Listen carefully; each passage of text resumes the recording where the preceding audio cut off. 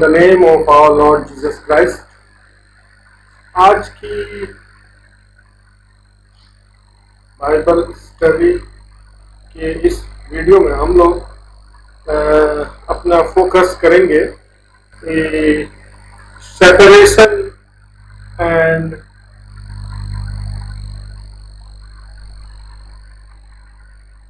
Promise land पर, अलग किए जाने और परमेश्वर के प्रतिज्ञा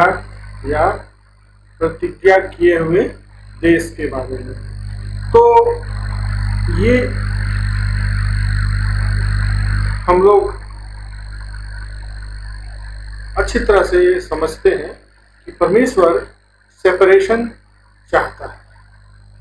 परमेश्वर उन सभी कामों से अपने लोगों का सेपरेशन चाहता है जिसे परमेश्वर नापसंद करता है, जैसे मूर्ति पूजा या बुरे काम या ऐसी जो भी गलत बातें जिसकी आज्ञा परमेश्वर ने हमें करने से नहीं दी है। उन सारी बातों से परमेश्वर अपने प्रियजनों का, अपने लोगों को सेपरेट करना चाहता है। तो इस बात को हम लोग अपने पवित्र शास्त्र के शुरू से ही पा सकते हैं। हमने उत्पत्ति की पुस्तक में हम लोग देखते हैं कि अब्राहम को परमेश्वर ने एक प्रतिज्ञा के देश प्रॉमिस लैंड की बात की कि अपने परिवार और सारे लोगों को, अपने पिता के घर को छोड़कर परमेश्वर ने अब्राहम को अपने पास एक अज्ञात देश की ओर बुलाया और अब्राहम परमेश्वर की आज्ञा मानने में विश्वस्त हुआ और वह परमेश्वर की आज्ञा को मानते हुए निकल पड़ा, उस सेटल्ड या स्थापित अपने परिवार और अपने लोगों को सबको छोड़ते हुए।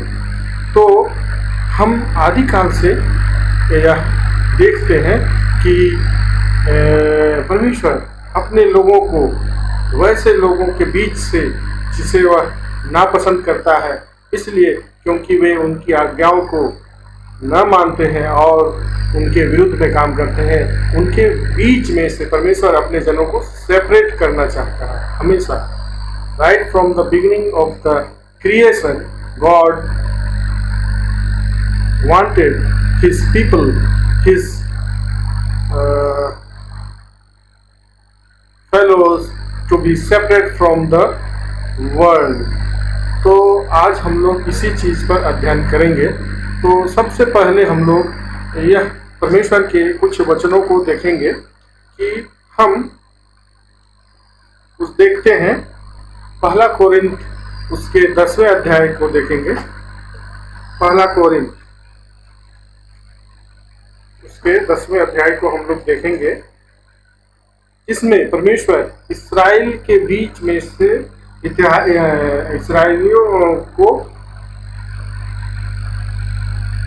इस्राएलियों के इतिहास से हमें चेतावनी देता है, जिसमें 10वें अध्याय के 30 में देखते हैं। पहले से ही देखेंगे, जिसमें लिखता है, हे भाइयों, मैं नहीं चाहता कि तुम इस बात से अनजान रहो कि हमारे सब बाप दादे बादल के नीचे थे और सब के सब समुद्र के बीच से पार हो गए और सब ने बादल में और समुद्र में मूसा का बपतिस्मा लिया और सब ने एक ही आत्मिक भोजन किया और सब ने एक ही आत्मिक जल पिया, क्योंकि वे उस आत्मिक चट्टान से पीते थे जो उनके साथ साथ चलती थी और वह चट्टान मसीह था। परंतु परमेश्वर उनमें से बहुतों से प्रसन्न न हुआ, इसलिए वे जंगल में ढेर हो गए। तो जैसे परमेश्वर मिस्र की बंधुआई से उनको, इस्राएलियों को छुड़ाने के लिए ले चलता है, और पौल कोरिन्थ की मंडली को ये इस बात के लिखते हैं कि इस्राएल के इतिहास से हमें सबक लेना चाहिए कि हम वैसे काम ना करें जिसको उन इस्राएलियों ने किया और वे नष्ट हो गए।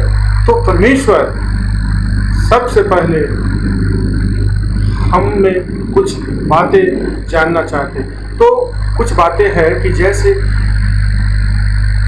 ये दृष्टांत है कि बाइबल में जो भी घटनाएं होती है, बाइबल में कोई घटनाएं का वर्णन है तो जरूर हमारी सीख के लिए है। तो इसी बात को पौल कहते हैं कि ये हमारे लिए एक सीख की बात है कि परमेश्वर ने इस्राएलियों को मिस्र की बंधुआई से जो छुड़ाकर प्रतिज्ञात देश, दूध और मधु के देश में ले चलने की बात कर रहे हैं, और यह हम आज के परिप्रेक्ष्य में इस तरह समझें कि हर मसीहों को परमेश्वर इस संसार रूपी मिस्र से छुड़ाकर और शैतान रूपी फिरौन से हमें छुड़ाकर उस प्रतिज्ञात आत्मिक अनंत जीवन के लिए ले जाना चाहता है।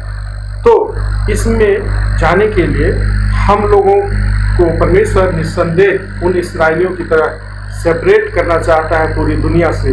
और आज का जो यह समय है ये बिल्कुल ही निकट है, जबकि परमेश्वर अपने काम के द्वारा लोगों को सेपरेट कर रहा है। परमेश्वर के वचन में हम इस चीज को पाएंगे कि परमेश्वर हमेशा से ही सेपरेट करता है। देखेंगे हम लोग उसी तरह मत्ती रचित सुसमाचार उसके 13वें अध्याय में।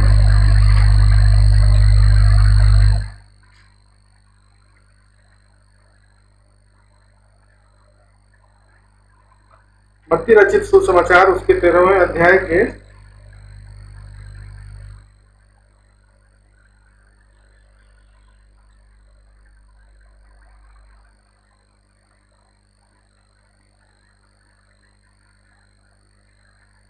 में हम लोग ये पाएंगे कि 28वें पद में देखेंगे, दासों ने उनसे कहा, क्या तेरी इच्छा है कि हम जाकर उन्हें बटोर ले?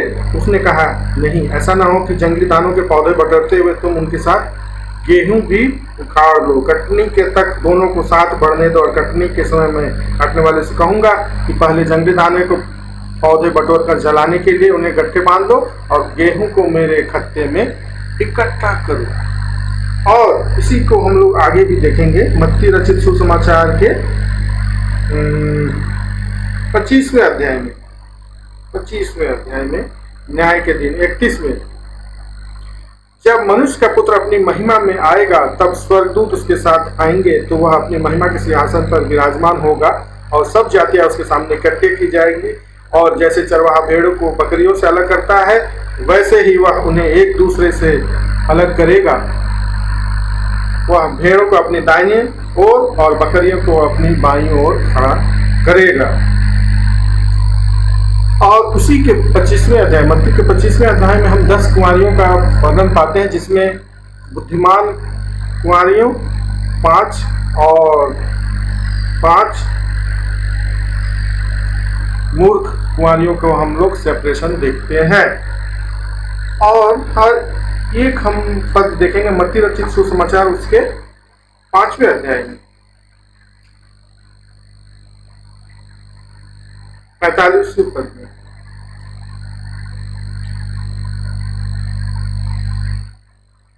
मत्ती रचित सुसमाचार उसके 5वें अध्याय के 45वें पद में देखते हैं कि उसमें ऐसा लिखा है कि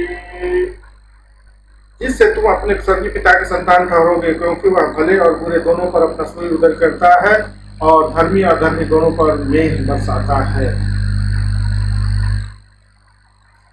नॉर्मल समय में परमेश्वर धर्मी अधर्मी और बुरे अच्छे सब लोगों पर अपनी दया दिखाता है, परंतु परमेश्वर जब न्याय करने के लिए आएगा या न्याय का समय में परमेश्वर निसंदेह लोगों को सेपरेट करता है, क्योंकि उसका न्याय अन्यायियों, बुरे लोगों और अनसेव और जिनकी नाम धर्म की पुस्तक जीवन की पुस्तक में ना लिखे गए हैं या जो बचाए ना गए हैं, उन पर उन्हें वह छांट कर अलग करेगा। तो हम लोग इसी चीज को धर्मशास्त्र की पुस्तक में शुरुआत से पाते हैं, जब परमेश्वर सदोम और गमोरा के देश में अपना न्याय प्रकट करना जाता है तो वह लूत और उसके परिवार के सदस्यों को उन लोगों से, अन्यायियों से और बुरे लोगों से सेपरेट करता है और उन्हें हटाता है। जैसे कि वे लोग हटाए जाते हैं, उस पर अन्याय किए जाते हैं, न्याय होता है और आग और गंधक की बारिश सदोम और गमोरा पर होती है और वो नगर नष्ट किए जाते हैं। और उसी प्रकार हम नूह के दिनों में भी पाते हैं कि नूह और उसके परिवार ही केवल अलग किए जाते हैं और सारी दुनिया बारिश के द्वारा नष्ट किया जाता है। और उसी तरह हम हेजकेल की पुस्तक 9वें अध्याय में देखेंगे। यह हेजकेल के नबी की पुस्तक उसके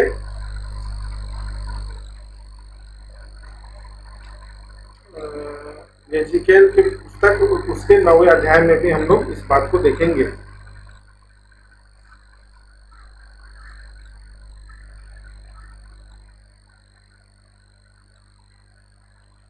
हेजकेल नबी की पुस्तक उसके 9वें अध्याय के 30। जब इस्राएल के परमेश्वर का तेज करूबू पर से जिसके ऊपर वह रहता था वह उनकी भेड़ी पर छूट गया, तब उसने उन सन के वस्त्र पहने हुए उस पुरुष को जो कमर में दवात बांधे हुए थे पुकारा, और यहोवा ने उनसे कहा, उस यरूशलेम नगर के भीतर इधर उधर जाकर जितने मनुष्य उस सब घृणित कामों के कारण जो उनमें किए जाते हैं सांसें भरते और दुख के मारे चिल्लाते हैं, उनके माथे पर चिन्ह लगा दे। तब उन्होंने मेरे सुनते हुए दूसरे से कहा, नगर में उनके पीछे पीछे चलकर मारते जाओ, किसी पर दया न करना और न कोमलता से काम करना। बूढ़े, युवा, कुंवारी, बाल बच्चे, स्त्रियां सबको मारकर नष्ट करो, परंतु जिस किसी मनुष्य के माथे पर वह चिन्ह हो उसके निकट न जाना। मेरा पवित्र स्थान ही से आरंभ करो। तो परमेश्वर ने सेपरेट किया, अपने जनों के चिन्ह, माथे पर चिन्ह लगाया कि ये मेरे जन हैं और वे लोग बचाए जाएं, वो लोग सेपरेट किए गए। उसी तरह हम लोग रिवल्यूशन प्रकाशित वाक्य के 7वें अध्याय में भी देखेंगे, जहां पर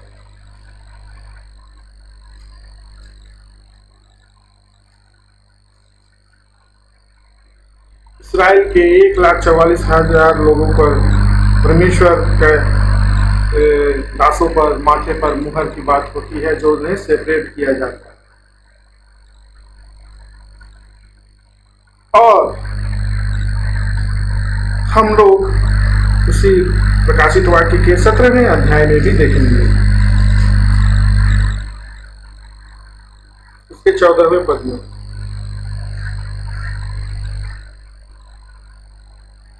वे मेमने से लड़ेंगे और मेमना उन पर जय पाएगा, क्योंकि प्रभुओं का प्रभु और राजाओं का राजा है, और जो बुलाए हुए और चुने हुए और विश्वासी हुए उसके साथ है, वे भी जय पाए जाएंगे।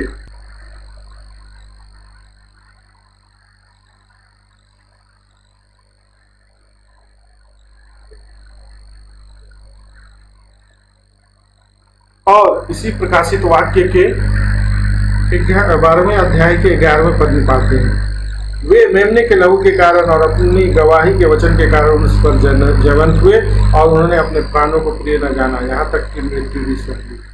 तो परमेश्वर अपने जनों को सेपरेट करता है और उन्हें अपना चिन्ह देता है, और वे कैसे जय पाते हैं? वे मेमने के लहू के द्वारा जय पाते हैं। हम लोग आरंभ में निर्गमन की पुस्तक में देखेंगे कि जब इस्राएली लोग मिस्र से निकलते हैं तो उस समय परमेश्वर का सेपरेशन काम, प्रॉमिस लैंड के लिए निकलते हैं, उससे पहले परमेश्वर उन्हें सेपरेट करता है। और यह सेपरेशन या यह बचाव कैसे होता है? मेमने के बलिदान के मेमने के लहू को वे लोग अपने दरवाजों के, अपने घरों के दरवाजे यानी घरों के चौखट पर लगाते हैं, जिसके कारण वे लोग बाकी लोगों से, मिस्रियों से, संसारियों से अलग किए जाते हैं। ये परमेश्वर का एक चिन्ह ठहरता है और वे लोग बचाए जाते हैं। और हम लोग देखेंगे निर्गमन की पुस्तक उसी के 8वें अध्याय में,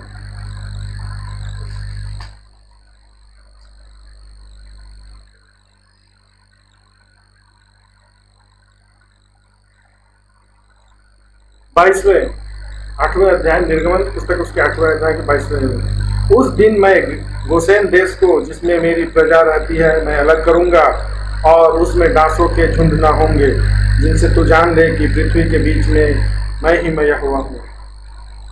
और मैं अपनी प्रजा और तेरी प्रजा में अंतर ठहराऊंगा और यह चिन्ह कल होगा।